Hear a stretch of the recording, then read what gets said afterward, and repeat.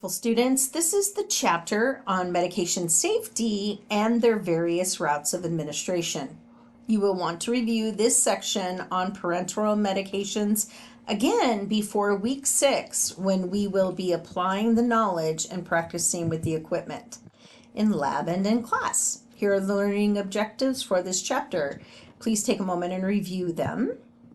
No medication should be given to a patient unless you have an actual order from a physician or a prescriber. Patients may have a right to self-administer some of their medications. And it really depends on the facility's policies and procedures. So many hospitals won't let the patients bring their meds into the hospital or on the floor. But some home health agencies, some hospices, some SNFs, ALFs, that kind of thing will allow them to do that. And that's fine as long as you have permission from the physician to do that from the facility. There's a doctor's order and the patient knows where to store that medication, right? Safely. Computer provided entry systems, or CPOE, is a computer format where the prescriber can enter the medication order in a form just for prescriptions. The program will send the orders to the pharmacy as well as, a copy to the patient's electronic record. It can also contain drug-specific information like contraindications for prescribing certain medications, contraindications for food, etc. When a patient enters a facility or transfers floors within a facility and is being discharged, it is required that the nurse do what's called a medication reconciliation. This is done by obtaining an accurate and current list of all of the medications the patient's taking. This includes any over-the-counter medications as well as herbal supplements, essential oils, and even vitamins, right? Because we know that those can interfere with meds, right? They can interfere and block the meds. They can actually synergistically cause the meds to be more potent, right? So they can interfere big time with the meds. So it's important that we know what the patient's on at all the time. So when we do that medication reconciliation, we're making sure that everything the patient has taken is accounted for, right? And every med that they no longer take should not be on their MAR or medication list.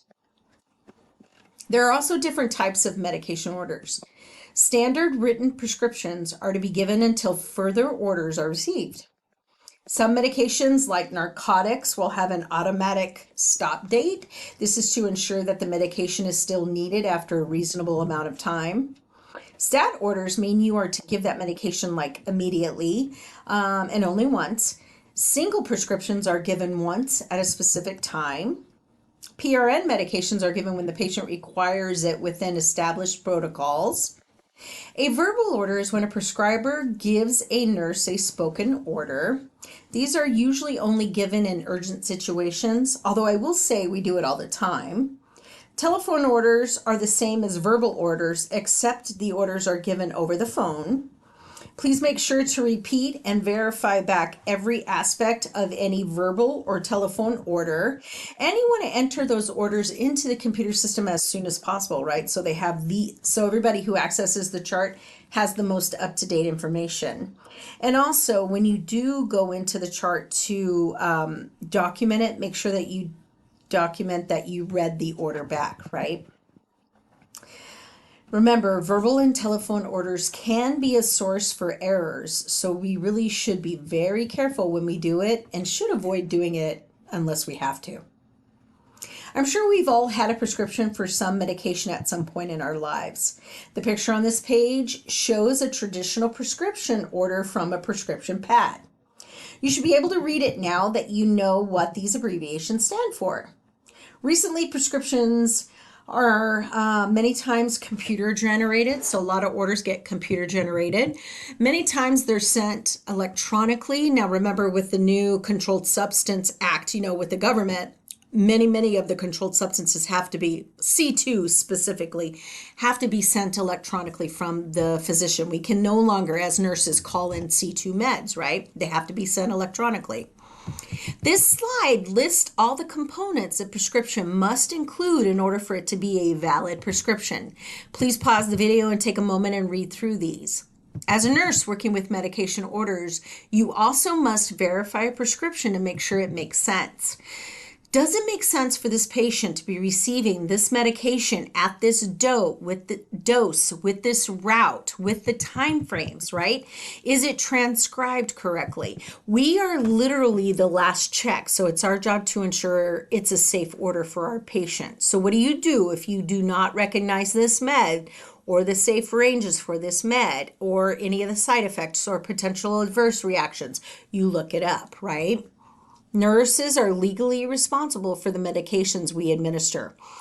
I always say that the buck stops with you, the nurse, right? That is why you must question any medication order that you suspect is an error or not prepared for the correct route. If you don't understand why a patient would be receiving a certain medication, make sure you ask the prescriber. If you question the dose, look up the usual doses, speak to the pharmacist, have a conversation, right? If it's out of the range, right, you need to have a conversation with the prescriber as well. Remember in class, I mentioned, I'm not sure if I mentioned it with this group, but in class, I should have mentioned that one time I had an order for methadone, right? So methadone is an opioid medication that's used for, you know, heroin addicts, for example, to give them a low dose methadone dosage to help manage their pain when they're in the hospitals. And if they're on the methadone program, same thing. So there's a wonderful program called the methadone program where if patients who are previous drug addicts, to stay clean, they can take a low dose methadone dose daily. And by doing so, they can come off the heroin and end up getting jobs and having families and having a quality of life, right? So it's a great program. But one of the things you have to remember with methadone is it has a really strong half-life. The references vary, so it's anywhere from 24 hours to up to 48 hours for one single dose of methadone for its half-life, right? So knowing that it can, really it can kill your patients if the dose is too strong. I had a physician one time order a really high amount of milligrams of this medication. And it was, I was working overnights at the time. And I knew the guy was a heroin addict, but let me tell you, this was like over 100 milligrams of methadone for this guy. And it was just too terrifying for me to give the dose because it wasn't a normal dose, right? So I ended up calling the physician. Yes, I woke the physician up at 3 a.m. in the morning, and he was upset. But you know what? He got over it, and it was an accurate dose. Again, it was an accurate dose, but I did the right thing questioning it, because if you're not sure and there's any potential for harm, you should definitely ask, okay? You should always ask if you're not sure. It only takes a minute to look these things up, and you can save a patient from a bad outcome, right? And you have the right to refuse or to administer any medications you think the patient should not be receiving, right? At least until you have a conversation with the physician and the pharmacist. So again, contact the provider and ask for either a substitute medication or have a conversation where you understand why the patient's receiving that med, right? And then, of course, you want to make sure you document all of these conversations and actions. Medications are dispensed two ways. One way is stock medications. This is when the medications are in a labeled bottle or container, but not individually labeled. Another way is what we call unit dose. This is when each medication is individually packaged or labeled. Many of the skilled nursing centers still use medication carts. This is a cart that has individual drawers or files for patient medication labels, so they'll have different drawers with the different room numbers and all of the meds for that patient behind that room number. And the nurse will go up and down the hallway with the cart and go from room to room dispensing the medication. Technology has been used in healthcare to try to assist with decreasing the chances for errors, right? And it has really improved a lot of the safety surrounding med administration. Computers provide improved access to information and communication for healthcare workers. Computerized prescription order entries help prevent errors in handwriting orders, right? Legibility orders. They can also automatically alert us if potential problems with allergies or drug interactions exist. Computerized medication dispensing systems require a username, a password, usually a fingerprint, right, to enter, so it's much, much safer. These dispensing systems have stop gaps programmed in them, so the nurse must acknowledge the correct medication is being taken from the system. And it also has alerts for like drug allergies or drug interactions, and you have to acknowledge that too, right? So it has all these stop gaps to try to prevent us from making errors. It's really wonderful. Barcoding the medications and using barcodes on patients' ID bands makes it easier for us to ensure we're giving the right medication to the right patient, and all of that, right? Improving safety. And if any information doesn't match, then we will receive an error message when we scan either the ID badge or the med, right? So it's just another check. We use the metric system in medicine. It is more accurate and is more universal. We have gone over conversions and methods for computing drug dosages already very thoroughly, so we won't spend any time on it right now. Medication errors usually occur when you are in a hurry and you have skipped part of your 3 checks, 12 plus rights. Saving 20 seconds in a medication prep check could cost your patients their life. Don't go there. Always do your 3 checks. First, you're going to check the medication when you pull it out of the medication dispensing system prior to pouring, mixing, or drawing it up. Second, you're going to check it again after you prepare the medication. This can be when you are putting it in the med cup or when you're getting ready to go. And then lastly, your third check and your final check is going to be at the bedside, or if you have to get a medication from a stock bottle. So a stock bottle is when we have, like, for example, a bottle of Tylenol at the skilled nursing facility, right? That's considered a stock bottle. So we check those stock meds at the nurse's station prior to returning the bottle to the area where, the medication is stored, or the medication dispensing system. Stock bottles can be things like insulin bottles, vitamins, acetaminophen, all that kind of stuff. The next rule in medication administration is following the 6 plus rights of medication administration. The first right is the right medication. Do the 3 checks while employing critical thinking, knowing the drug you are preparing, making sure it is suitable for this exact patient, being on the alert for look-alike, sound-alike meds, and be careful. Make sure you read the label each and every time. Right patient includes properly identifying your patients by asking them to state their name and date of birth. 2 variables, basically, right? Also, you want to ask about allergies to any meds or items. Every time before you give a med, okay? Every single time. Never, ever skip this step. I can't stress this enough, okay? If your patient tells you, why do you keep asking me this? I am sick and tired of this. You should know me by now. You need to respond that it is for their safety. It is required that you do it. And, you're just making sure they're safe. Also, do not leave medications at the bedside, ever. You want to always observe your patient actually swallowing the medications, right? And utilize the computerized armbands and barcode systems appropriately. Don't bypass these systems because it's faster, right? It's a safety measure and it needs to be utilized. Right dose also incorporates the 3 checks. Be aware of how the medication is to be prepared. Question large number of pills or question large, milliliters of fluid.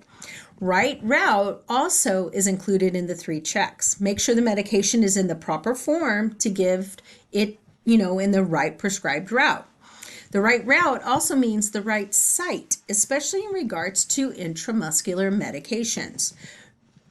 Draw up oral medications only in plastic cups or oral syringes. Right time means you need to be aware of when your patients need their medications and plan appropriately. You will also need to know if the patient requires the medication prior to meals, or maybe they need it with meals, right? So make sure you're giving it at the right time. Clarify any missed or delayed dosing with the prescriber to make sure you should still administer that medication. Okay, sometimes they'll tell you, hey, skip it and just give the next scheduled dose, or they'll say, no, go ahead and give it now, even though it's 2 hours late, right? So if it's outside that hour window before or after, then you should follow up with a prescriber. Usually the right time falls within, again, usually half an hour before or an hour later, right? So up to an hour each way. Right reason, make sure the patient requires the medication you are given, right? And does it make sense for their condition, right? And then we have the right assessment. If you are giving a blood pressure medication, make sure you check the blood pressure, right? Don't assume, don't look. If it has been more than 15 minutes, then recheck the blood pressure. You know, if your CNA or UAP took the blood pressure an hour ago and their blood pressure med is due now, recheck it. It will only take a couple minutes to do that, and it's definitely a safety issue and you must do it. It's your job, right? Right documentation. If you didn't document it, it didn't happen. So make sure you're documenting everything you do, every conversation you have, all of that, right? And really, depending upon the agency that you're working at, you'll either be documenting on paper. Some facilities still document on paper. Others will use an electronic chart. Right. Most medication administration records, or MARs, are on the computer these days, right? Be sure to document the time the med was given under the correct medication and sign off on it. PRN medications require additional documentation, including the reason you're giving that medication, and what the patient's response was to that medication, right? Never document that you gave a drug before you give it, okay? So you're going to see this happen in the field all the time. But for you, with your practice, don't do it, right? There's a million things that could happen. The patient could refuse the med. You could drop the med on the floor. Well, I guess you could get another one in that case. But they could refuse the med. They could be down getting an MRI. I mean, there's like a lot of things that could happen. So don't document it before you give it, okay? Just don't do these bad habits. If it ever came to a court case, for example, you could be charged with falsifying documentation. So just don't go there, okay? Right response. How do you know it worked? This goes back to assessment again. A good example is pain medication. You must go in and assess your patient to see if your intervention of giving pain medication was effective, right? Right education. You should be educating your patients on their medications if they are unaware of why they're taking them. Many times a refusal of a medication is because they don't know the benefits of it, right?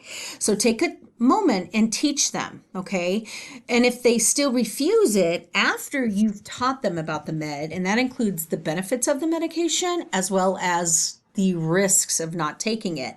Once you go through all that education, if they still refuse it, then that's their right, right? They don't have to take it. But then you can document that you did educate them on the risks of not taking it as well as the benefits, and they still refused it, right? And then after you have that conversation and they still decline the medication, you need to make sure you call the prescriber and let them know. And you want to thoroughly document all of it, right? Okay, controlled substances have a few additional requirements for keeping them safe and dispensing them. You will need to do beginning and end counts on these medications while working in a computerized dispensing system. If you must waste a controlled substance, another nurse must witness this and must sign off that they witness you wasting it. Never sign for someone who you did not directly see them waste the med, okay? Again, I'm going to say that. Never sign that you witnessed someone wasting a medication if you didn't witness it. The other requirements are listed on this slide, so please take a moment, pause it, and review it. Positively identifying your patients is a must every single time you give a medication.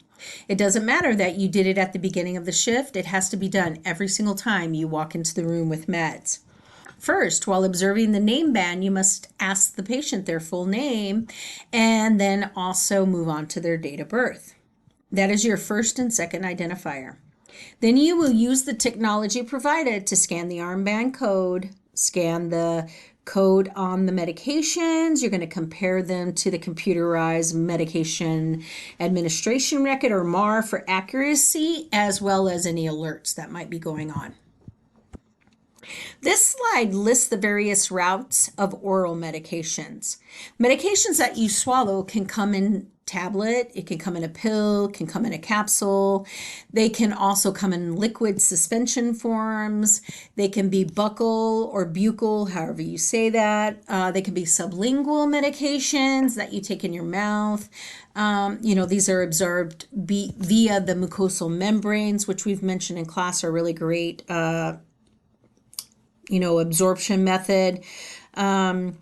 So if you're getting them through your buccal or you're cheeking it or you're under your tongue, then they're not going through the first pass effect, right? They're not getting absorbed through the liver. Instead, they're going directly from the mucosa under the tongue into the bloodstream, right?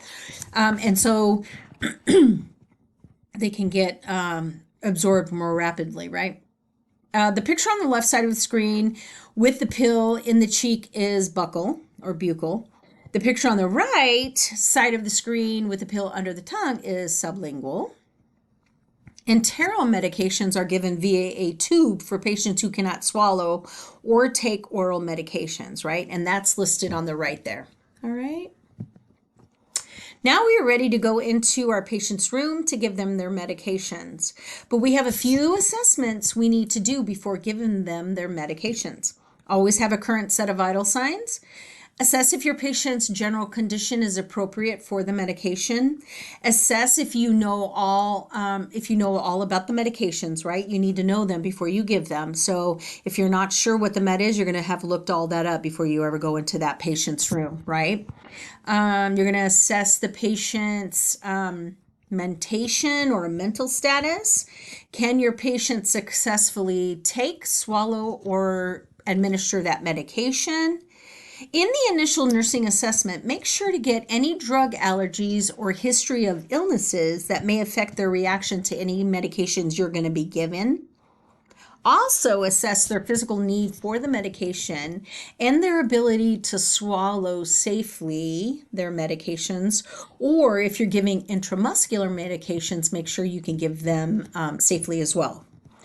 Many medications may not be able to be crushed or chewed, right? So we talked about this, extended release, any kind of coated tablets, right? You don't want to crush those. You want to give an extended release dose all at once. You'll definitely, you'll over-medicate your patient and you could kill them, right? So be very careful. Be aware that some medications can taste horrible.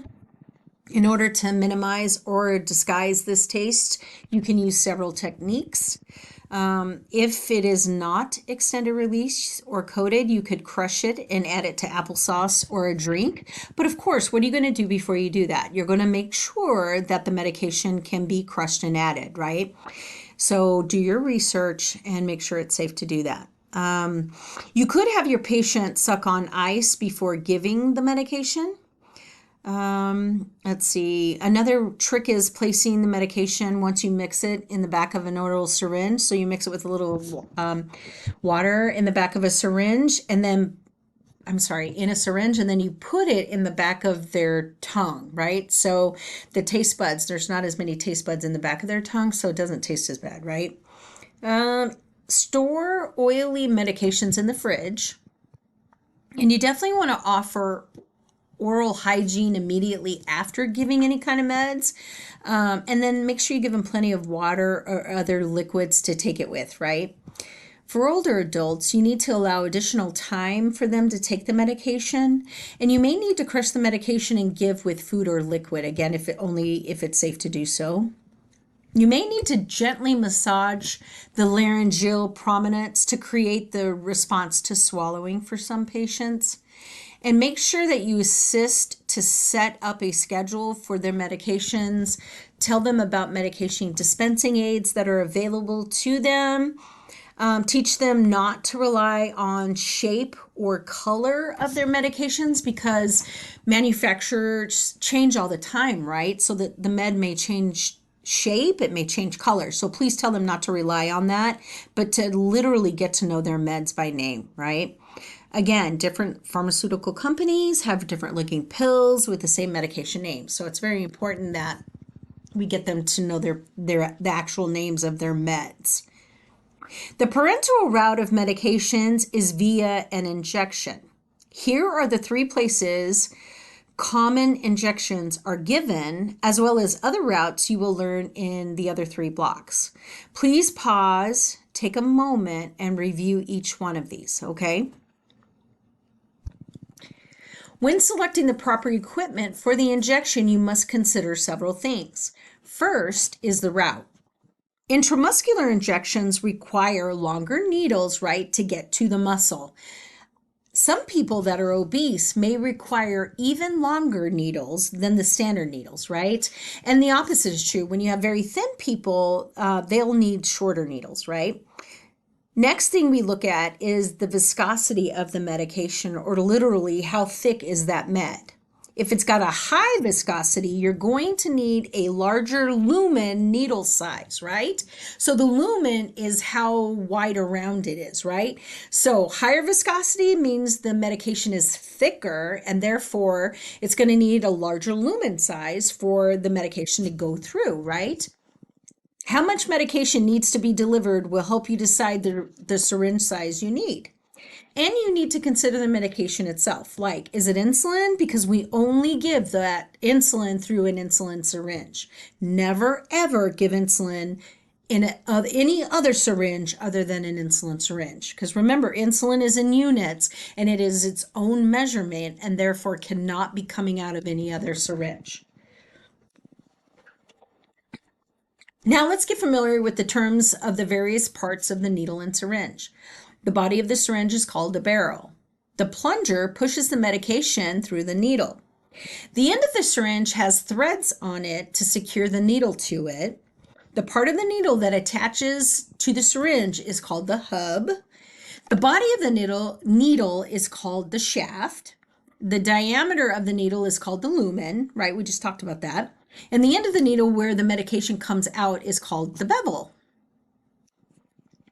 In clinical lab in week 6, we will go over and practice removing a medication from a vial and an ampule, as well as reconstituting medications.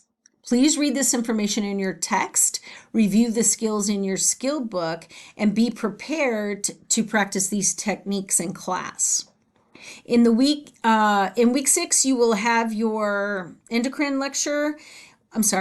In the week that you have your endocrine lecture, we will also go over mixing insulins in one syringe, okay? So again, in that week, we'll have you guys review that information before class.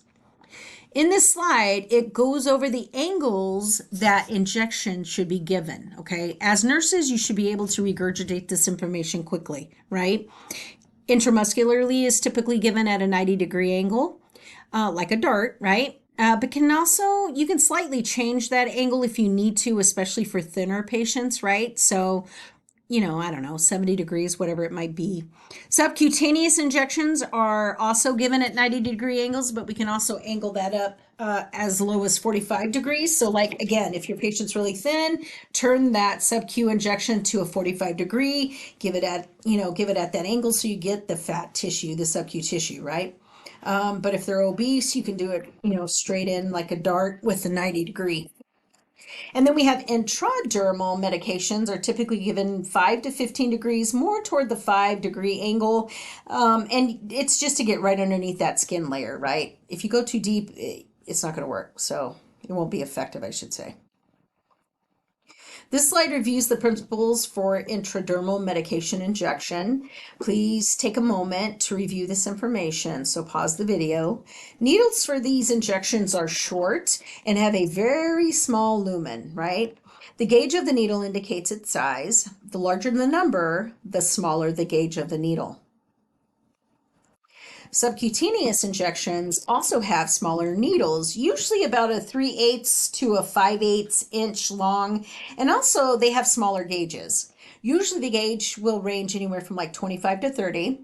No more than 1 milliliter of solution can be injected subcutaneously. Let me repeat that. No more than 1 ml of solution can be injected subcutaneously. The various injection sites are highlighted on this side. Please take a moment, review them, write them down, and study them. The most common being the back of the arms, the stomach, and the thighs. It is never recommended that you massage the area after you inject the medication in there. The patient must be taught to rotate their injection sites, because if they continue to use the same site, they're going to build up scar tissue. So very important to always rotate the injection sites, and we are going to educate our patients on that. Please read in your text about reducing discomfort in subcutaneous and intramuscular administration, as well as about good techniques for both of these types of injections. They have some great examples in the book. Insulin is given subcutaneously. Insulin can only be given in insulin syringes for safety. Needle gauges are usually 28 to 30 and are about 5/16 to a half an inch long.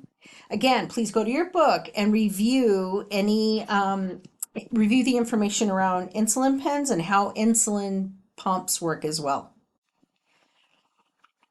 Intravenous administration of medication.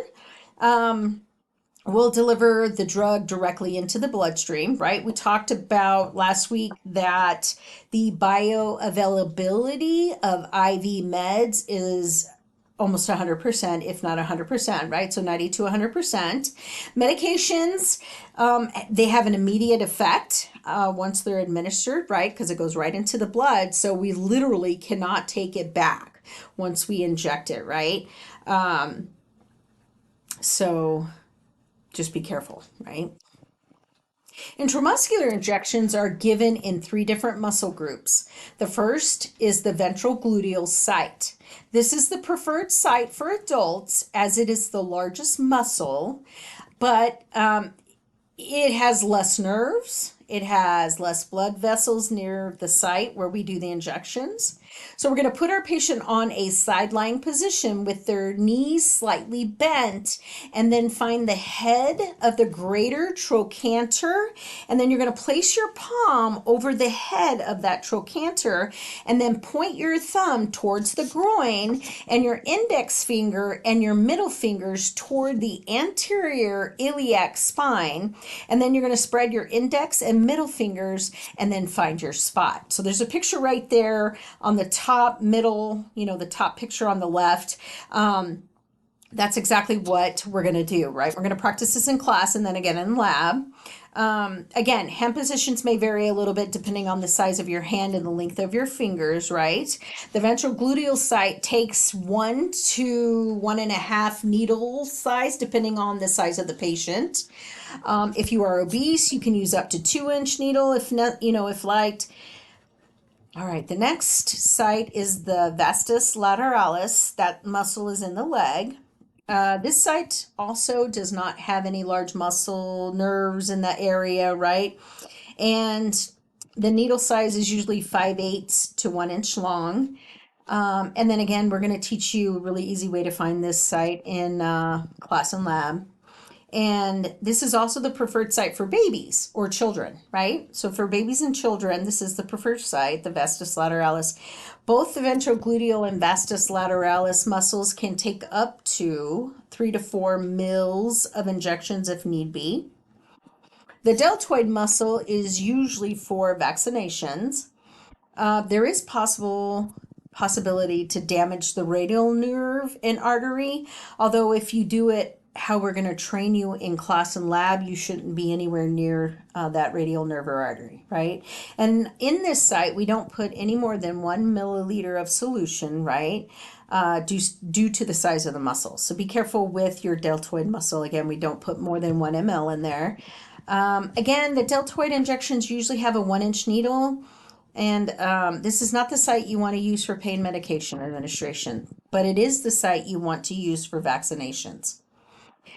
And then the fourth site, we're just going to mention it to say it's no longer used. It's the dorsogluteal site. Okay, that is literally above your buttocks, right? So on your lower back above your buttocks. We don't use that site anymore because of injury to patient's sciatic nerve. Okay, so again, no dorsal gluteal. While administering an intramuscular injection, you need to perform what's called the Z-track technique. This slightly pulls the skin and subcutaneous tissue to the side as you inject the medication.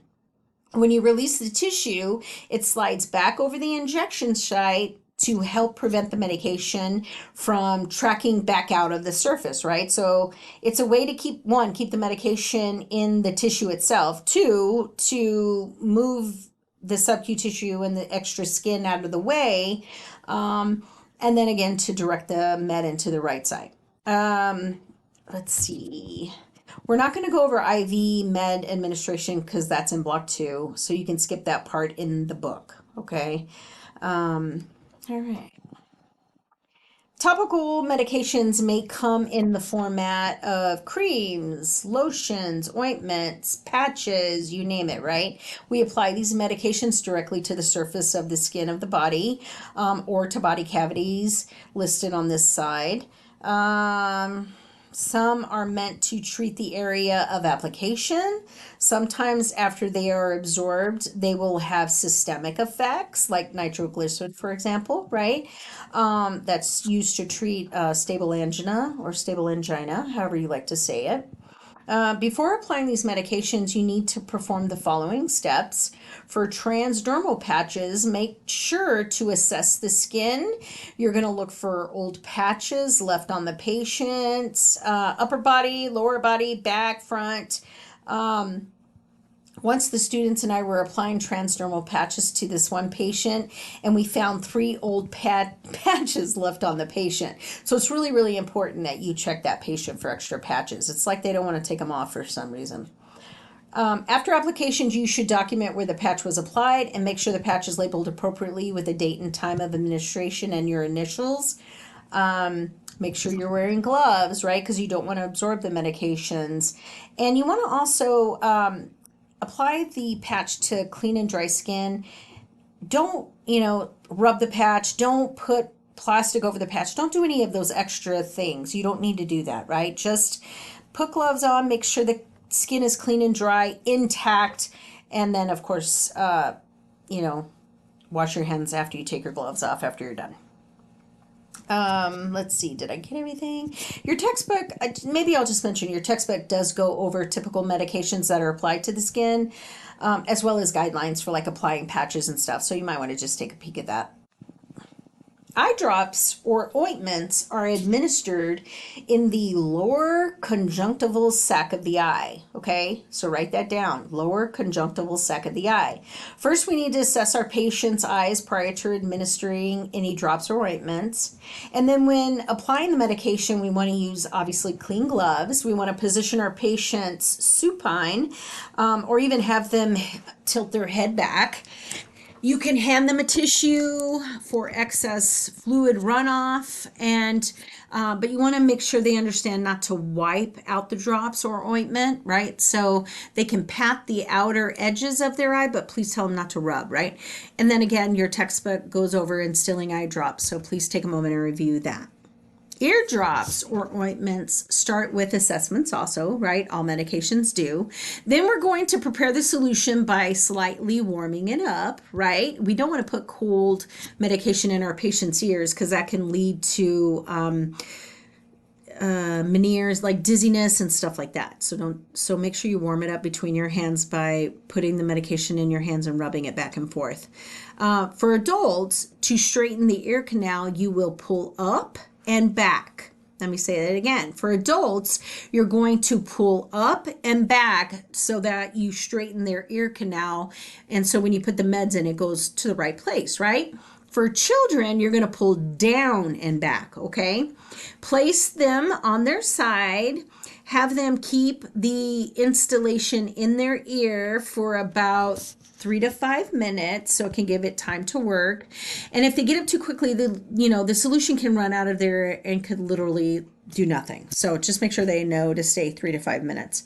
Again, your textbook goes over some really good information there. This is nasal and sinus installations. Of course, these begin with assessment also, for nasal installation of medications, most of the time it's easier to teach the patient how to do it and then have them do it in front of you, right? As you cue them how to do it. If it is a certain sinus cavity that needs the medication, you will need to position them to reach that area. And the upcoming slides will show these positions. We also want to teach our patients not to abuse over-the-counter nasal medications like Afrin. Because if they do, they can become dependent on these medications. And I mean, not dependent on them to the point where not just to clear their sinuses, but like literally they can't have clear sinuses without them. So tell them that this is a medication that they'll need to take a break from so they don't get that dependency on them. We also need to make sure that the patient's mucous membranes are not getting irritated with these medications. Make sure they don't have nosebleeds, any of that kind of stuff. And again, your book has wonderful information on this, so take a peek. Vaginal application medications include suppositories, foams, creams, gels, you name it, right? Some of these require an applicator. We're going to prep our patient by making them comfortable and modest. We will put them in the dorsal recumbent position. We're going to drape them with a sheet, and we are going to wipe off any excess medication after we administer it. Of course, we're going to wear gloves. We're going to insert that plunger 2 to 3 inches, and then we're going to push that medication all the way in. For suppositories, place them in the whole length of the finger, okay? Have your patient stay in that dorsal recumbent position for 5 to 10 minutes so that the medication can get absorbed and not come out, right? In your textbook, it goes over this and some other helpful hints as well. Rectal medications usually come also in suppository form, just like the vaginal ones do. First, we're going to assess for rectal bleeding. We're going to assess for hemorrhoids, any kind of tissue problems.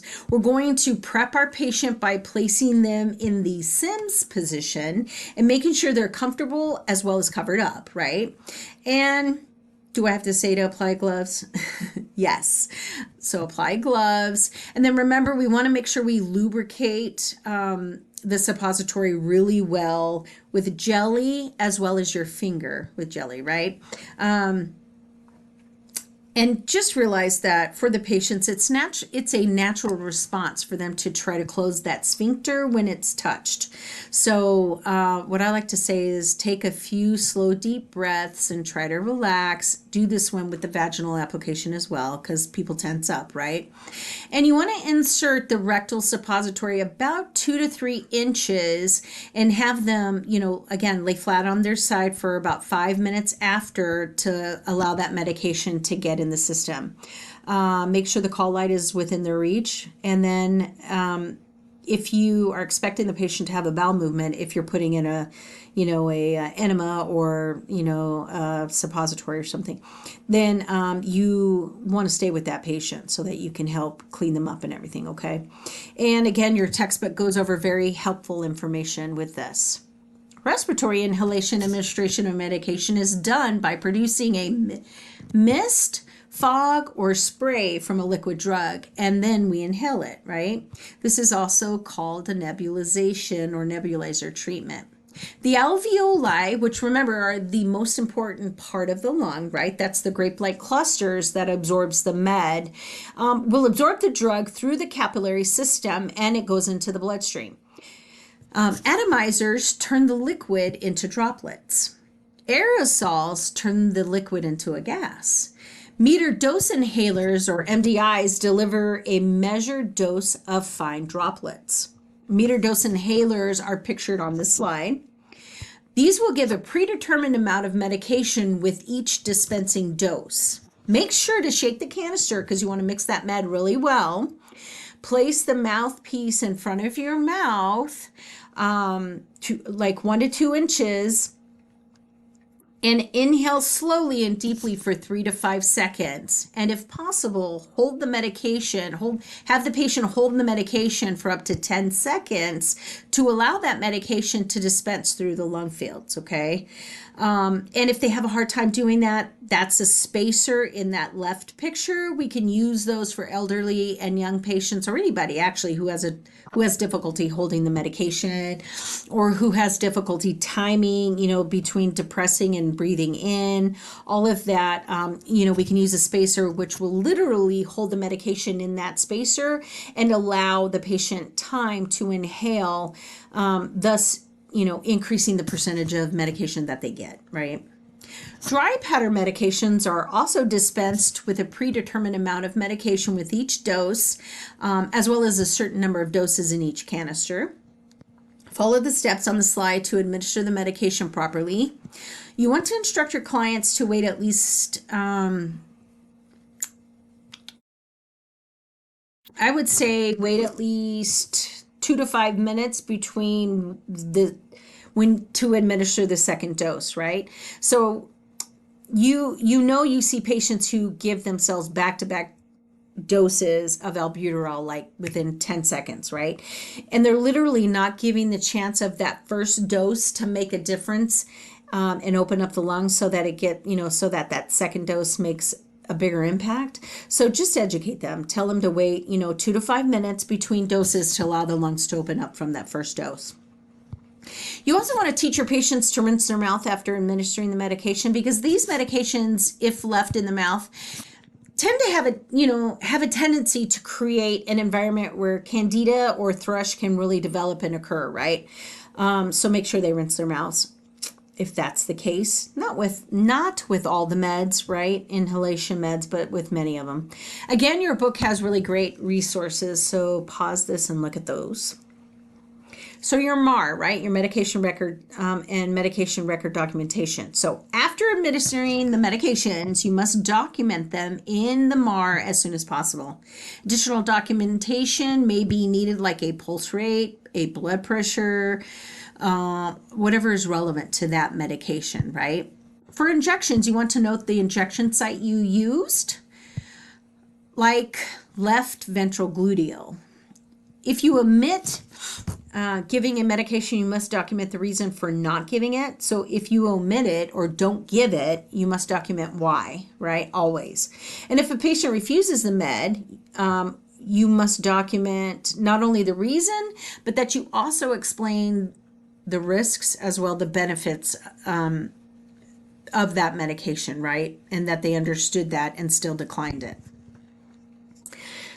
There are several types of common medication errors out there, so be alert to these possible problems, right? They include inappropriate ordering of medication, extra, omitted, or wrong doses given a medication that is not theirs, right? So they're given another patient's medication, or maybe failure to give a medication within the prescribed time frame. We know that happens, right? Maybe the medication came in the incorrect preparation format, right? Maybe there was improper technique. Maybe the nurse did it sub-Q and should have did it IM, or maybe the medication has been expired. All of those, right? So now you've tried to do everything right, but you end up making a medication error. What do? First, don't panic. thinking about the implications, right? Don't panic. You must first think of the patient and go back and assess your patient, right? So first assess your patient, then you're going to notify your supervisor or charge nurse of the error and the patient's current condition. And then we're going to contact the provider and get further orders. And then, of course, follow any agency guidelines for as far as what incident report you should do and any other further protocols, right? We're all human. We can make mistakes. So you just want to make the small ones, okay? Patient teaching. Okay. It is usually up to the nurses to teach our patients about everything, right? Including their medications. When you thought of becoming a nurse, did you ever think you would end up being a teacher? Well, we have teaching, we do it all the time with our patients, right? Not only about their health, healthy habits, but also about their medications and their disease processes and all of those things, right? And things we can do to keep them healthy every day. Teaching requires establishing rapport with your patients, right? Building trust. And so, and we are the ones that have trust, right? We work more closely with them than any other medical person other than maybe the CNAs, right? So make sure your environment that you're conducting the teaching in is free from any noise, interruptions, distractions. Make sure you have plenty of time to do the teaching, because if you don't, it's going to come off as rude and they're not going to listen to you, right? And I think it's important to know, did you know the average reading level of an American is only at the 5th grade level?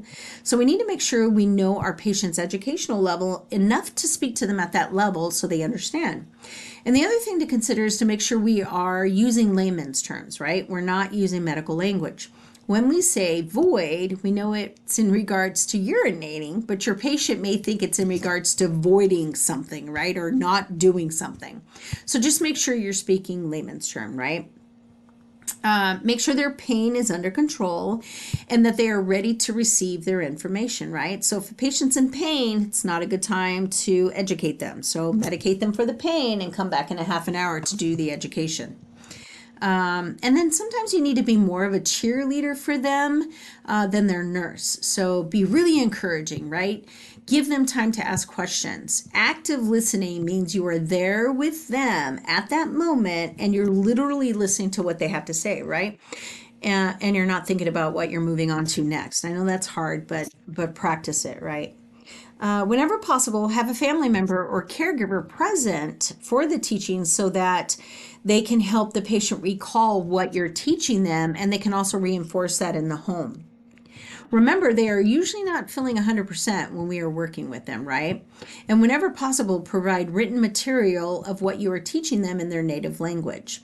The hospitals have really great programs where you can go in and look for teaching material, like diabetes, and it comes in a ton of different languages, right, that you can print out for them. Make sure to do your teaching in short intervals whenever possible so that they can process the information. And of course, teach back is the best method, right? Remember, they're not always feeling well, and concentrating for long periods of time can be really difficult. So again, do for short periods. And then you need to evaluate their learning, right? Can they demonstrate what you have taught them to do? And if they can, then they've got it. And if they can't, then reteach them and then have them do that. Okay? Okay, I know this was a long chapter, but this is the end of medications.